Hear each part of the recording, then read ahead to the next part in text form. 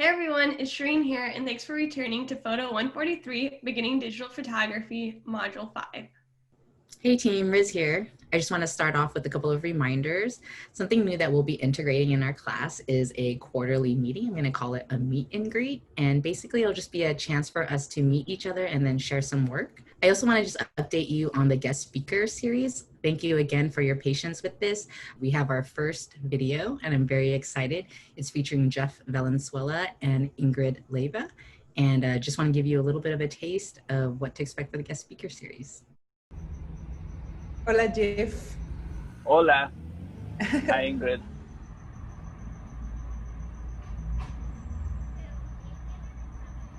So I'll be talking in English and then you'll be speaking in Spanish. Vamos a estar hablando Jeff en inglés y yo en español. Yo soy mexicana y estoy viviendo aquí en Estados Unidos, en esta frontera. También soy transfronteriza, así como dice Jeff.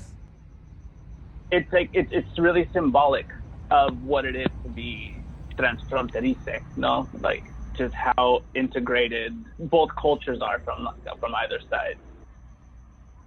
I'm Jeff Valenzuela. I'm in Tijuana on the other side of the border.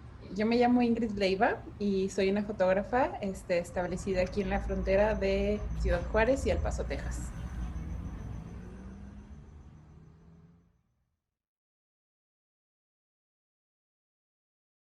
So the overview for this week is that there's going to be the overview, there will be a check-in, there's going to be the assigned reading and resources for Chapter 4, Exposure, Sensors, and Film. You're going to have a Module 5 assignment, a quiz with featured photographers, work, and also a module reflection. For Module 5 check-in, there are a lot of fires happening right now, and I thought it would be a great opportunity for us to explore something a little bit more challenging for our check-in. So thank you ahead of time for your participation. So I would like for you to take a picture that represents your current feelings about air, fire, or more specifically, global warming. This can be your own interpretation or based off any research or media that you may find.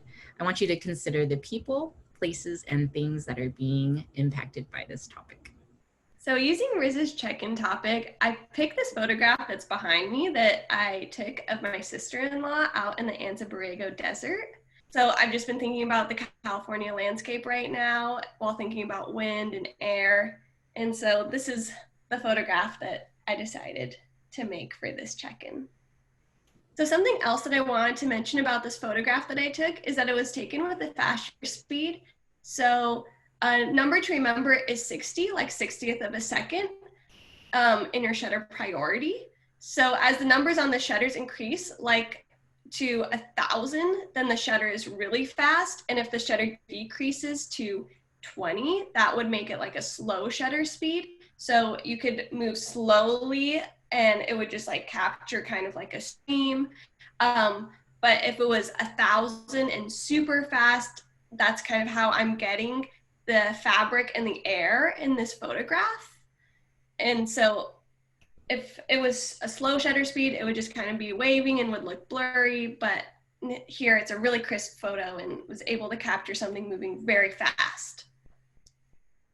Yeah, you make a good point, Shirin. Another thing that I wanted to add that could be like a really simple way for you to determine if your shutter is going fast or slow is the sound.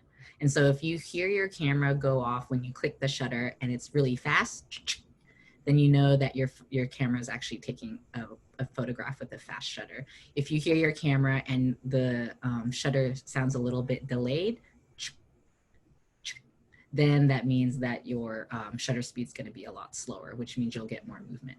For this module's reading, it's Chapter 4, and you'll be learning about exposure, sensors, and film.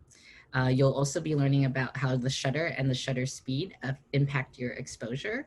And some tools to use for exposure will be the histogram, the light meter, and we'll talk also about lens filters and how they respond to the light.